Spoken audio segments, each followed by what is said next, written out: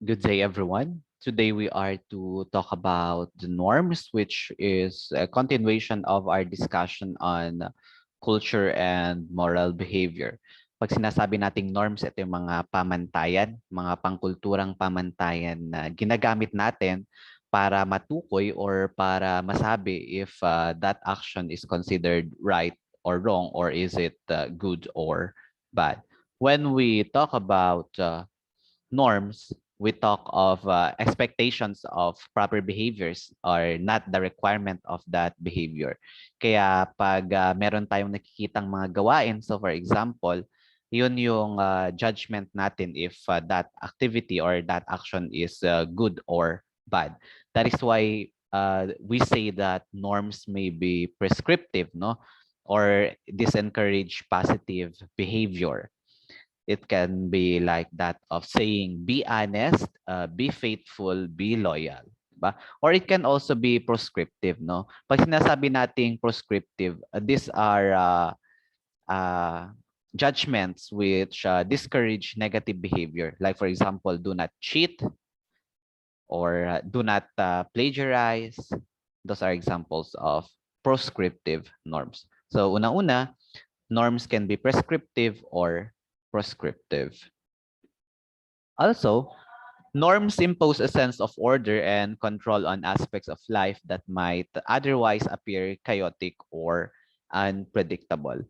Because as we all know, norms actually are reliable guidelines. These cultivate reliable guidelines. Ibig sabihin yan, ito yung mga pwede nating mga panuntunan sa ating pang-araw-araw na pamumuhay which contribute to our well-being. So for example, ito yung mga pamantayan natin para masabi na these are correct actions, these are wrong actions, these are correct and moral behaviors, or these are not moral behaviors. And then we lend meaning to these ones. And so this provides a means of achieving a sense of integrity or even a sense of belongingness or even safety. Okay?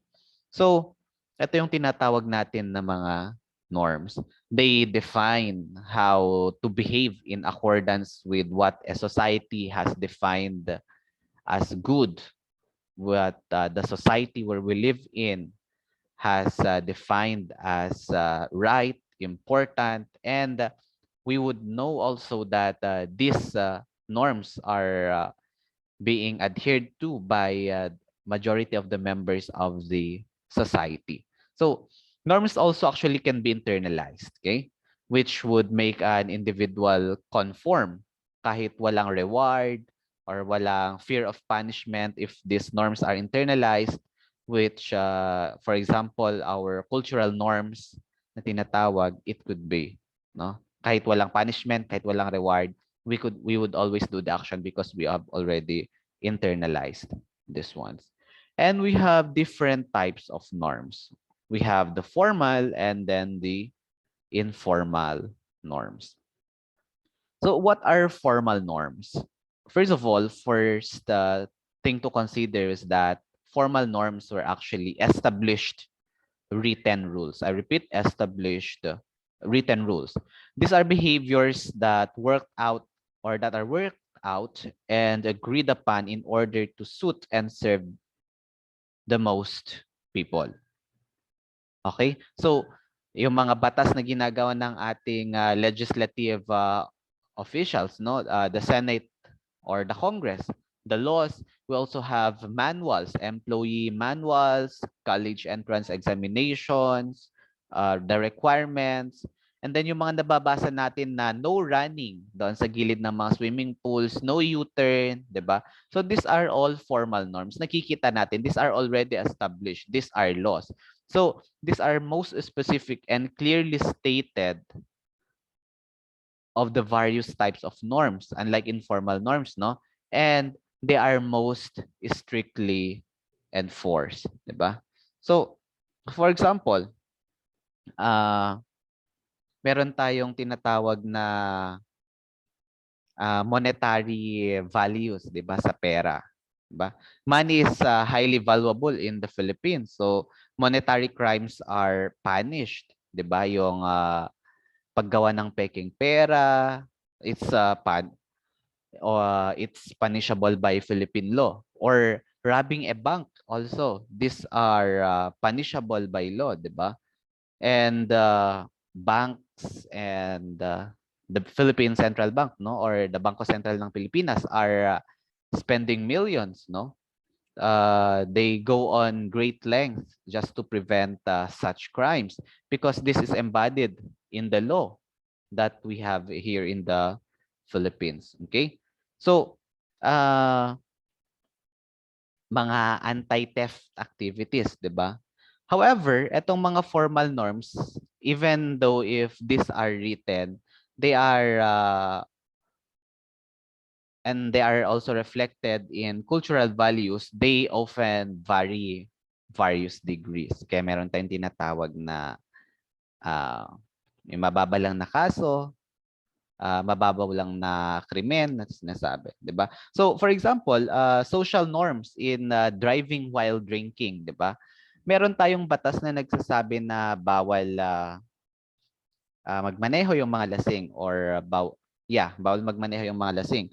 However, drinking is somewhat in any case, it's an acceptable social behavior, 'di ba, yung pag-inom. And so on the level of cultural values as reflected, no, on the varying degrees, even though there are laws to punish drunk driving, there are few systems also in place to prevent the crime. So these are examples on how we can see a range of enforcement even in formal norms. So napakadaming listahan ng formal norms, 'di ba? However, meron din tayong informal norms, no? These are casual behaviors that are generally and widely conformed to. This can be learned by observation, imitation, and general socialization. For example, the use of napkin, 'di ba? Wala namang nakasulat diyan na use napkins or tissues after eating. Walang nakasulat diyan. But when we see, kaya sabi natin last time, we have etiquettes, no? We have manners being created or made by the elite society, and we imitate those things, 'di ba? Yung simpleng paggamit ng tissues, we actually imitate those things coming from the elite society, 'di ba? Wala namang every after kakain kailangan ng napkin or kailangan ng tissue, 'di ba? So those are informal norms na we learn by imitation or observation. Or pag may nakakasalubong tayo, technically hindi natin ginagawa, supposed to be, no? On the culture, on our Ifugao culture, yung kissing, no? Your relatives, no? Yung beso-beso, 'di ba? Pero kapag may nakasalubong tayo, biglang sasabihin, "Oh, kiss your Auntie Edna," or "Kiss your ninong, embrace your ninong," or "Embrace your ninang," no? These are informal norms. Walang nakasulat na dapat ganito ang gagawin pag nakasalubong ang ninong at ninang. But we learn this by general socialization. Now, although informal norms define personal interactions, they extend also into other systems, no? And informal norms dictate appropriate behaviors without the need of written rules. So, what are these ones? This, for example, were behaviors at fast food restaurants. In the fast food restaurants, 'di ba? Kadalasan na punuan 'yan. And so, kahit hindi nila sinabi na bawal kang matulog sa fast food, 'di ba? Slouching on the fast food tables, 'di ba? Pero hindi mo 'yung ginagawa, or ginagawa mo 'yon. Depends on you, 'di ba?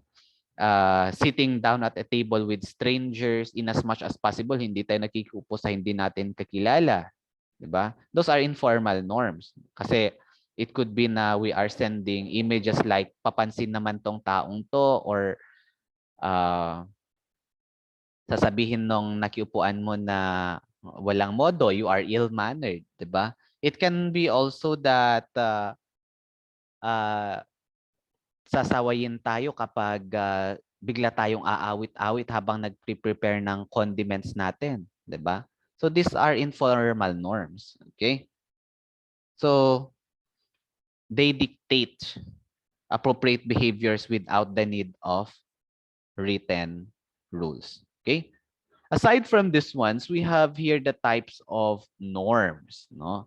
Una-una, we have here the Morse or mores in some language, no? Mores are norms of morality or right and wrong, and if you break one, it is often considered offensive to most people of a culture, 'di ba? So,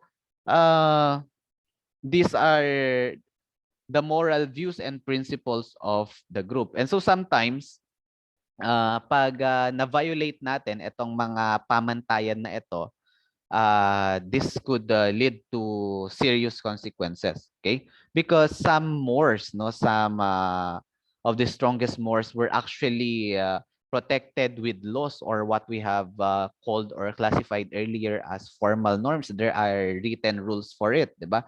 So for in the United States, murder is considered immoral. So even in the Philippines, murder is considered immoral and it's punishable by law. So pagpatay, it's punishable by Philippine laws. However, aside from these ones, we could also classify it under part of informal norms because committing murder is judged as an or as a negative behavior, 'di ba? It's judged as a wrong action. And so we have public sentiment condemning that such behavior is very wrong. And so that is an informal norm. It's guarded by public sentiment. So it can lead to either you are banned from the group, ikakahiya ka nila sa grupo because you have killed someone, and aside from that, you are punished by the law. Okay? So, aside from that, Morse also sa mga in the academe, 'di ba? Some type of Morse, one type of Morse that is practiced in the academe is yung academic paper, 'di ba? Kung minsan may mga nakakasuhan ng plagiarism, no? Kasi kinokopya nila yung trabaho ng iba or they did not even cite the author or the person who had made such article or such contribution. They would get it as their own, 'di ba? And it's punishable by law, and that's a formal norm. However, aside from that, it is also condemned under informal norms, 'di ba? The consequences, no? The consequences for violating these norms are severe, and this usually would result to expulsion, 'di ba? So, ayan ang Morse, 'di ba?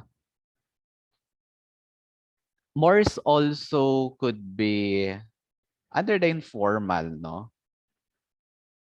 For example, sa mga lamay o sa mga libing, hindi ka naman pwedeng magpatugtog ng mga metal music or mga rock music, 'di ba? Or hindi ka pwedeng pumunta doon sa lamay, for example,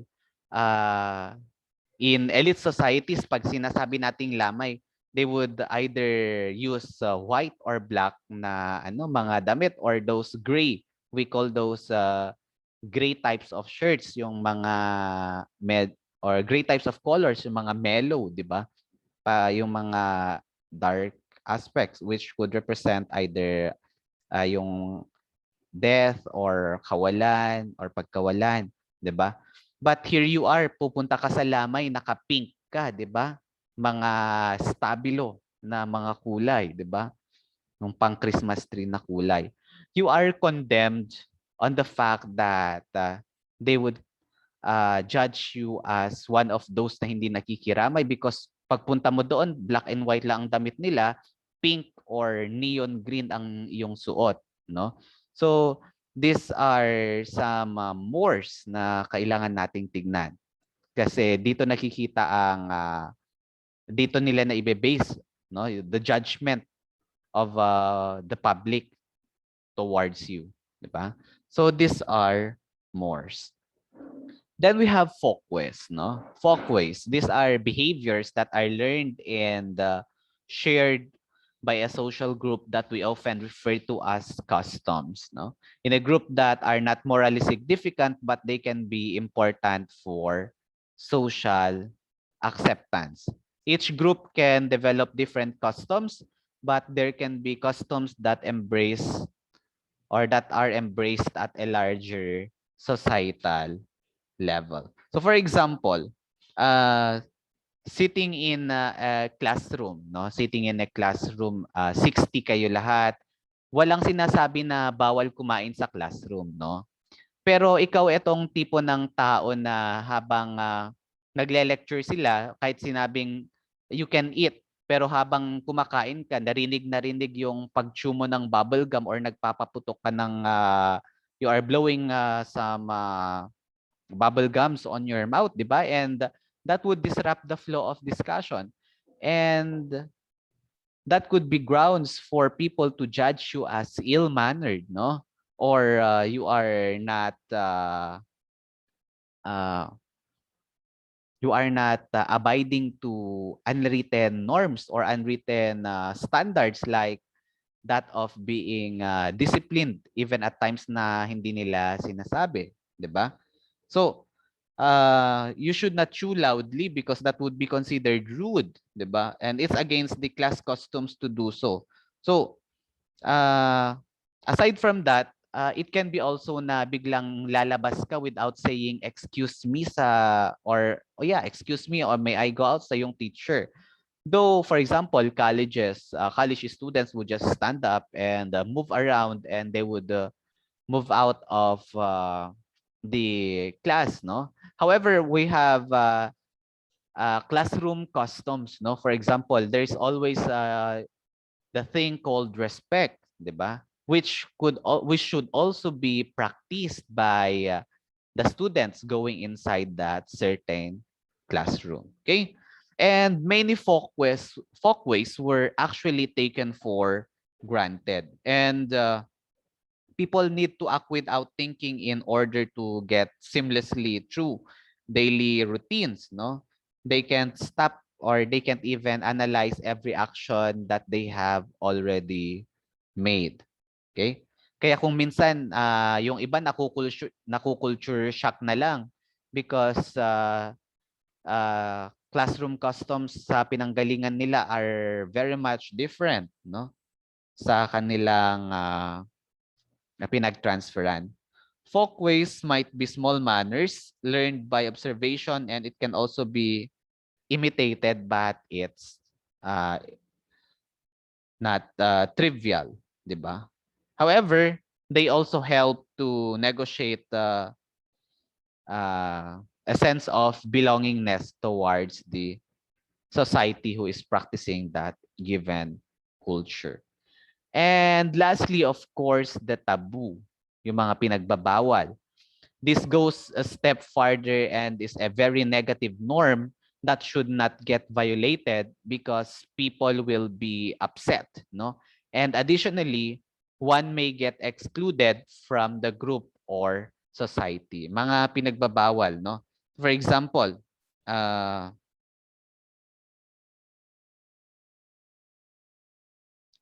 people having numerous wives, 'di ba? In some other culture, it can be na they would practice polygamy, no? Yung pwede kang mag-asawa hanggang 4 siguro or 5, 'di ba? But for some other cultures, this is not a good practice, 'di ba? So here's an example. A student once gave the example of a man in the neighborhood in Colorado that had multiple wives, no?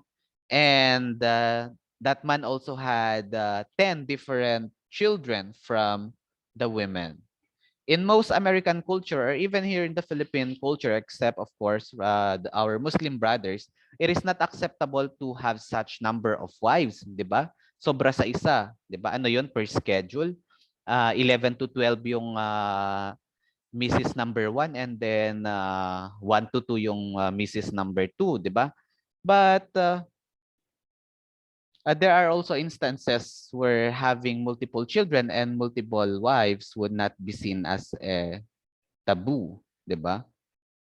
So for example, namatayan ka ng asawa, namatayan yung lalaki ng asawa, pagkatapos noon, that person decided to remarry and then nagkaroon ulit ng bagong anak. So nadagdagan ng kanyang anak. May mga half siblings yung nauna niyang mga anak. And so these are also considerations. Okay? So sometimes this crosses now with ethics, no? Culture and ethics at the same time, religion, no? If one is religious, we can think of something taboo in that specific religion and other things, no? And of course, meron tayong tinatawag na values or pamantayan. Kagandahang asal, pamantayan ng kagandahang asal, or sometimes we call this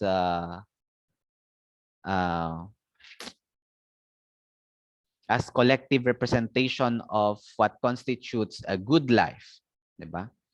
Or a good society. Kagandahang asal ba? Values. Values are important and lasting belief or ideals which are shared by members of a culture about what is good or bad, or which are desirable and which are undesirables. Okay? Etong mga kagandahang asal na ito, napakalaki ng epekto nito. This has a big influence on a person's behavior and attitude. And this serves as a guidelines for all situations.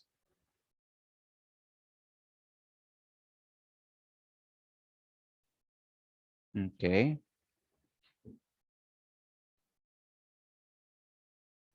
And so we have these values or kagandahang asal, especially as in the Filipino context, no?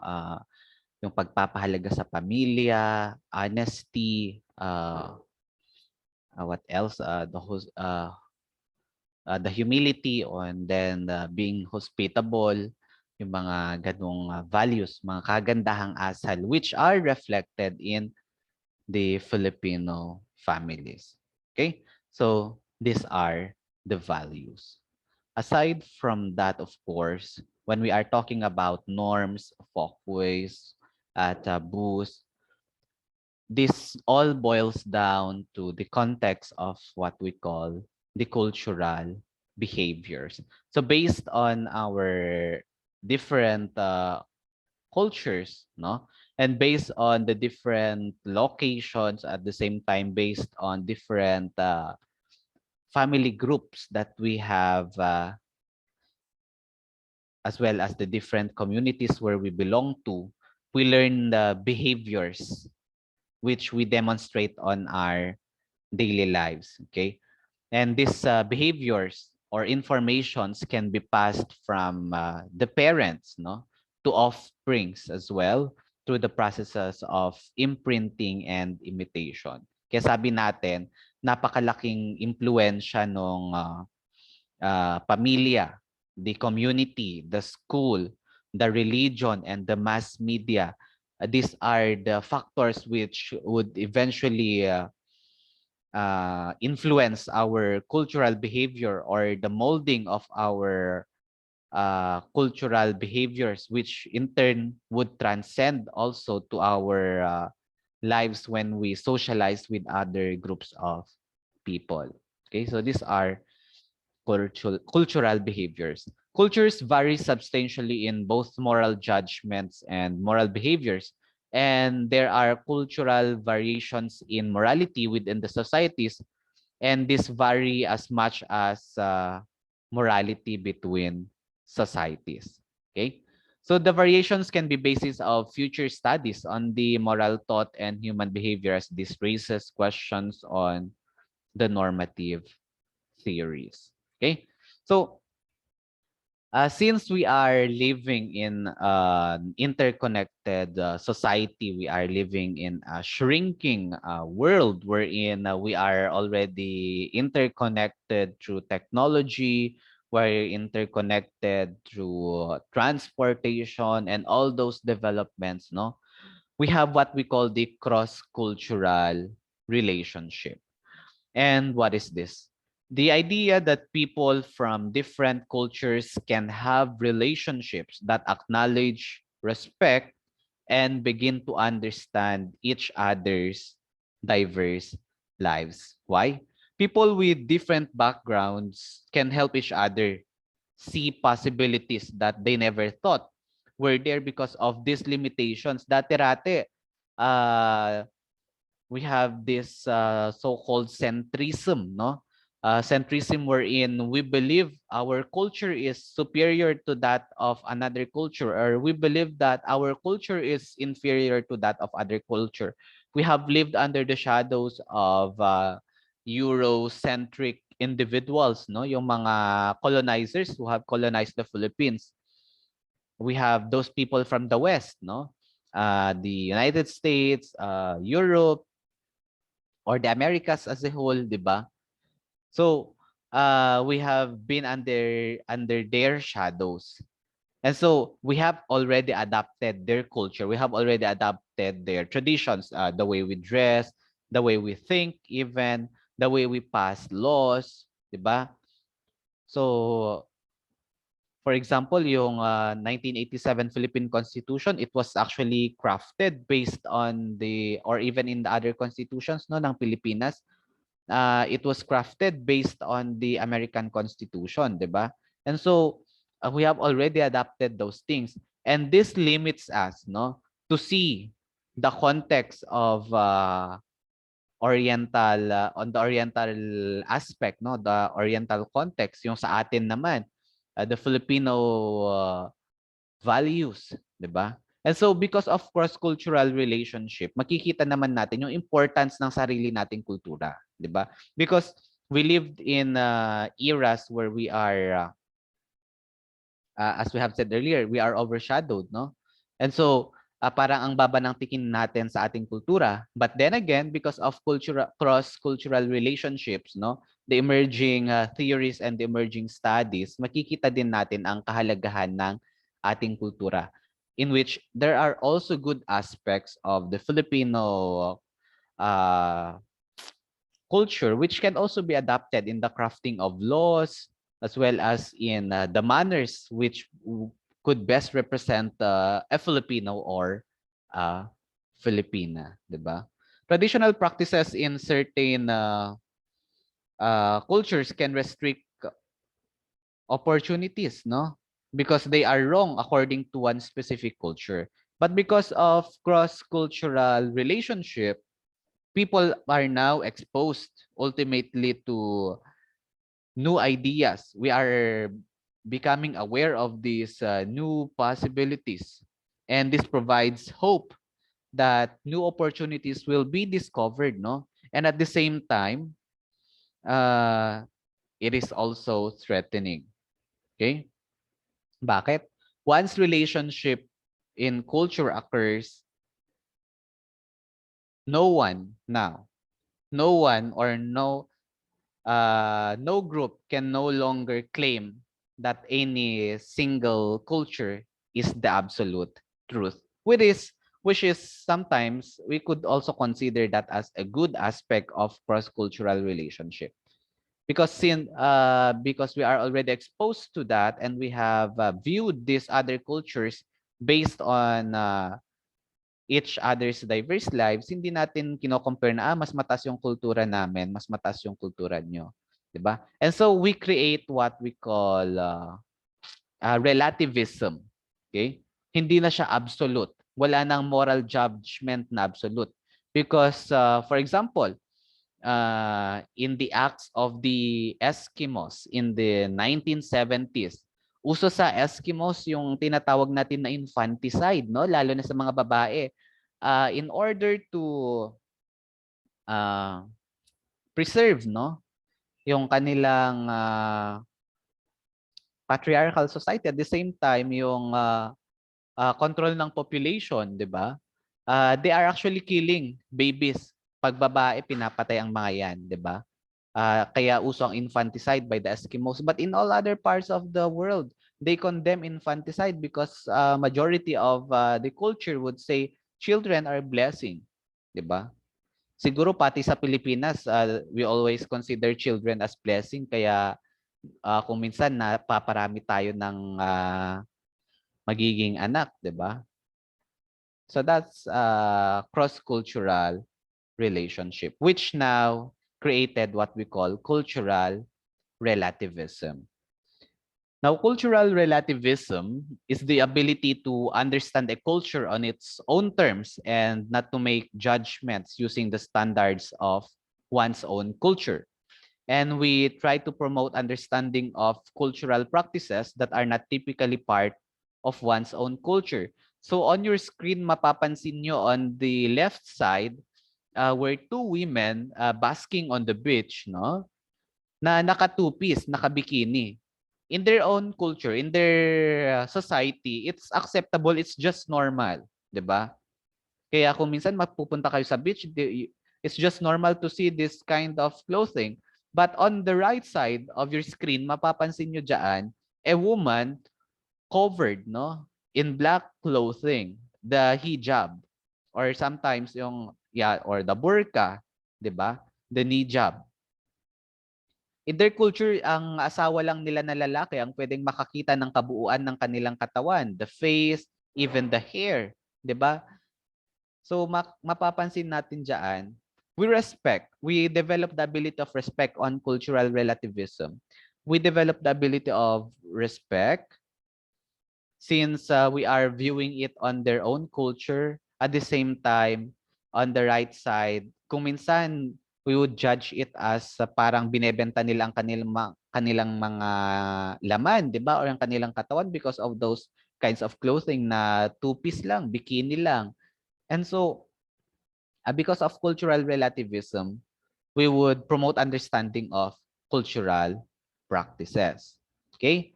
Aside from that, this also leads to the view that no one's culture is superior than another culture when it is compared on the systems of morality, yung kanilang batas, yung politika na umiiral sa kanilang lugar.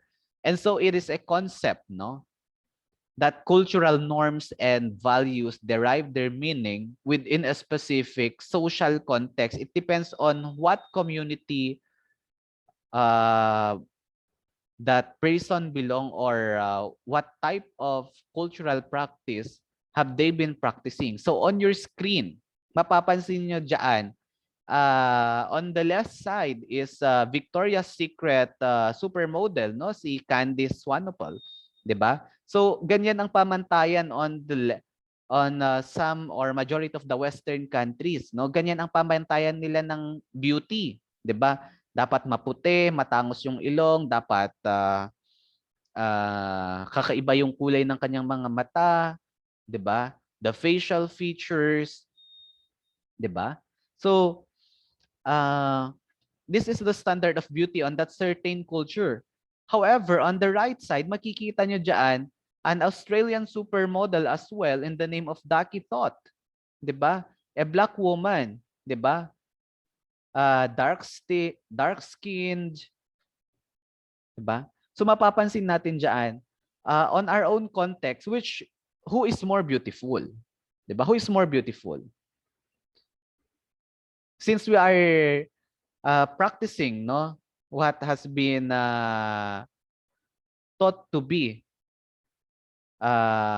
beautiful, yung mga mapuputi, kayong mga Pilipino, kung minsan gusto nilang mag-collagen, gusto nila yung mga pampaputi, yung nabibiktima kung minsan, imbes na pumuti, nalapnos ang mga mukha, di ba?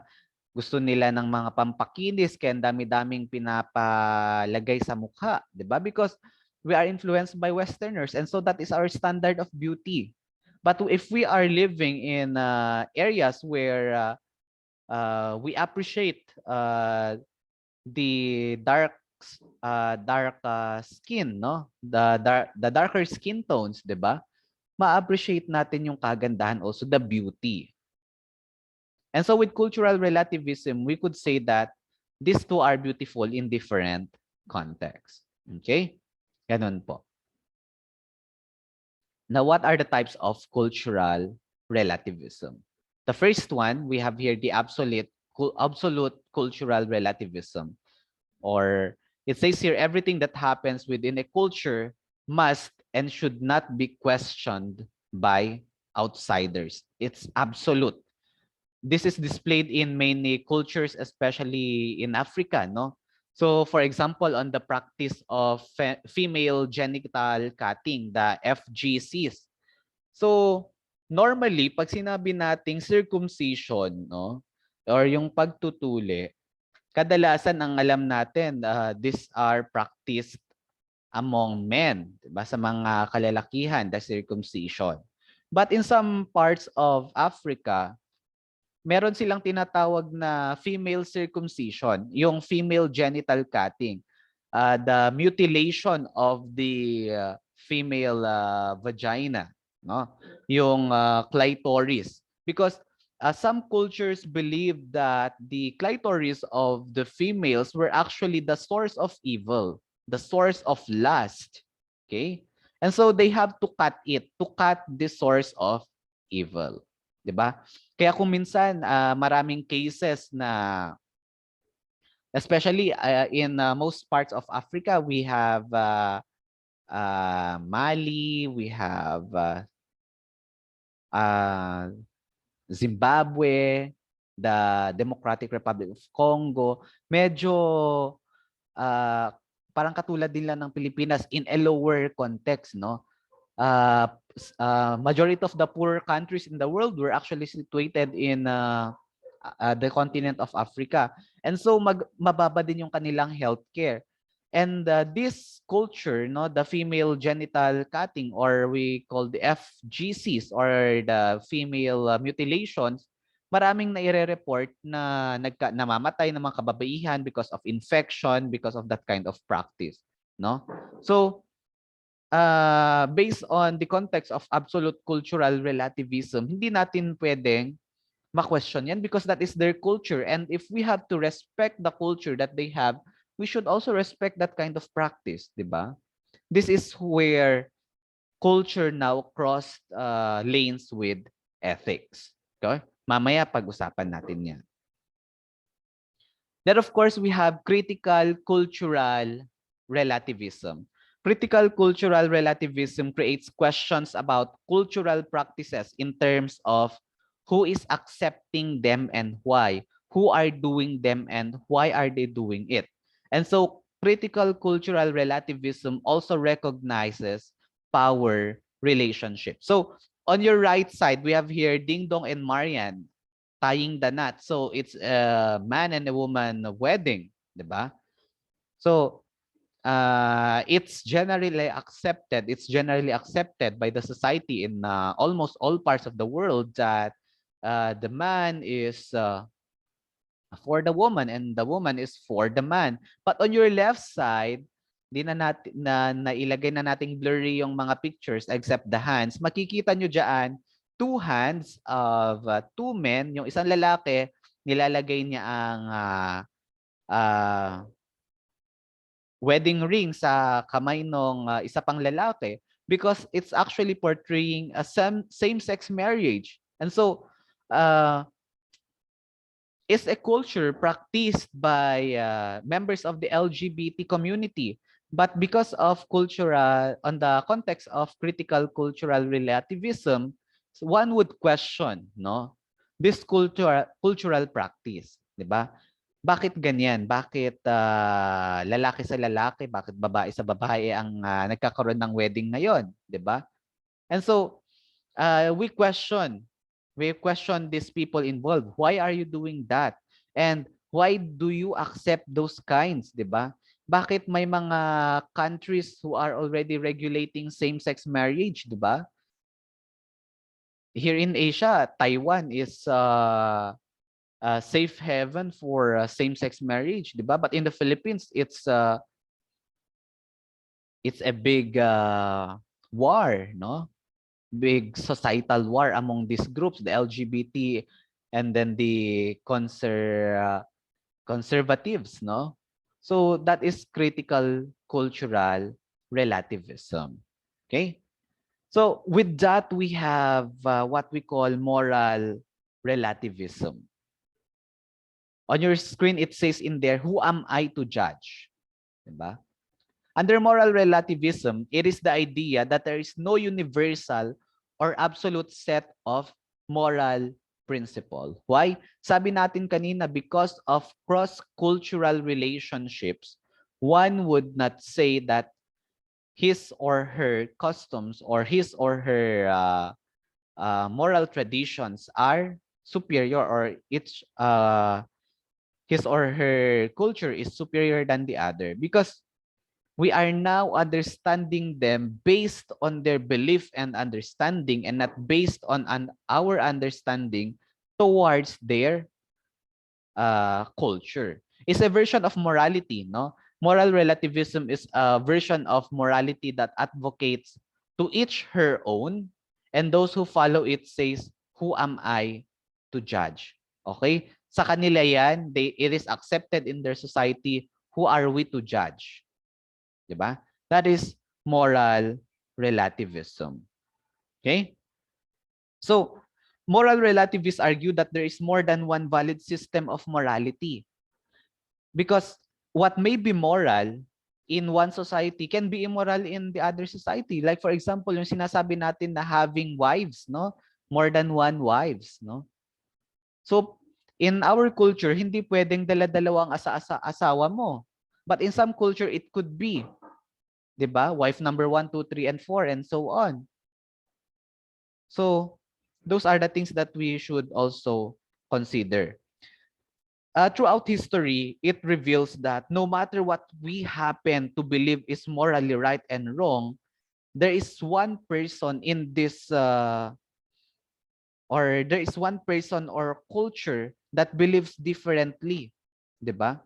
Yung kung iba, for example, ang ideal sa atin is yung fit na katawan, may abs and everything. But in some other cultures, mas gusto nila yung matataba. 'Di ba? So, the expectation or the judgment of beauty in another culture is different from that of another culture. 'Di ba? So, kung yung ibang community gusto nila yung mag-asawa ng medyo chubby, 'di ba? Or those with voluptuous body, yung iba naman gusto nila the slim, the model type ones. Now, the question is, which culture have been superior in a sense that it molds other culture in terms of modeling, 'di ba? Kadalasan nakikita natin na models, mga maliliit yung katawan, tall, slender, or slim. Yung sa mga lalaki naman, kung minsan makikita natin fit, may abs, 'di ba? Those V shapes and everything in their body. Wala pa tayong nakitang lalaki na rumampas sa fashion show na malaki ang tiyan, 'di ba? So that is moral relativism. Who are we to judge supposed to be? 'Di ba? Kaya kung minsan nagsasaya tayo kapag yung mga mannequins na models sa mga malls meron na yung mga may pagka-chubby na mannequins, 'di ba? So,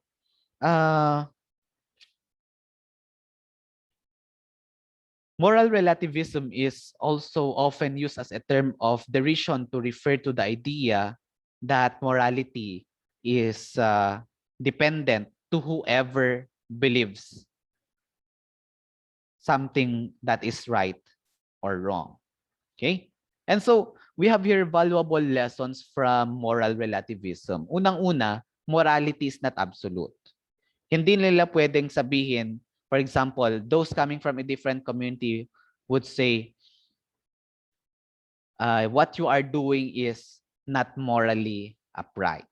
Okay? And so, kailangan dapat ganito ang gawin natin. 'Di ba? So, for example, when people go to war, merong pare or merong, I'm not saying this against religions, no? But when people go to war, when government troops would go to war, magkakaroon muna sila ng prayers, babasbasan sila. But the thing was, when you go to war, it is necessary that you may kill a person. It could be that you may kill a person, and killing is bad, even if it's and in the scriptures, it would even say that killing is bad. Pero bakit nabebendisyonan? 'Di ba? And there might be many valid moral systems, and that morality is relative, 'di ba? That is why morality is not absolute. Hindi lahat ng ginagawa natin tama sa lahat ng tao. Okay? Ito, ethical faults of moral relativism. Unang-una, this contains various ethical faults. Pangalawa, it discourages analytical thinking and independent decision making in ethics, because we would just comply and subscribe with these social norms. Ito yung ginagawa nila. So when we are in Rome, we should act like the Romans. 'Di ba? When in fact, critically thinking, mali dapat 'yon. 'Di ba? So ikaw, bilang isang babae, for example, you would go in some parts of Africa. Since they are practicing female mutilation, would you do it also to your self, or would you also do it to your female family members? 'Di ba? Pag sinasabi kasing moral relativism, kailangan din kung sometimes we should respect that one. But in the context of decision making and analytical thinking, 'di ba? If that would cause the death of majority of the people of the females who would undergo female mutilation, then why are we practicing that one? 'Di ba? But then again, moral relativism says respect to one's culture. Or during the 1980s or the Chinese dynasty days, no? Yung pagkakaroon ng lotus feet, 'di ba? The foot binding of females para magkaroon ng lotus type na yung nilalagyan nila ng metal shoes yung mga paa ng mga babae para hindi lumaki, magkloklo na lang 'yan para maging lotus, 'di ba? Para hindi daw sila makatakas, they should not act like men, they should act as very feminine women, 'di ba? So these are ethical faults on moral relativism. Let us not forget that we have different cultures, and when we have different cultures, we have different moral codes. And so when we have different moral codes, iba-iba yung perception natin on what is good and what is bad. Okay? So with that, the consequences of moral relativism would be customs of other societies are morally inferior to our own, 'di ba? We would no longer say that.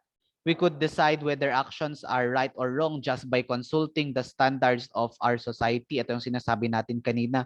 Wala nang analytical thinking, wala nang critical thinking. Pag sinabing tama yun, o di yun na lang. 'Di ba?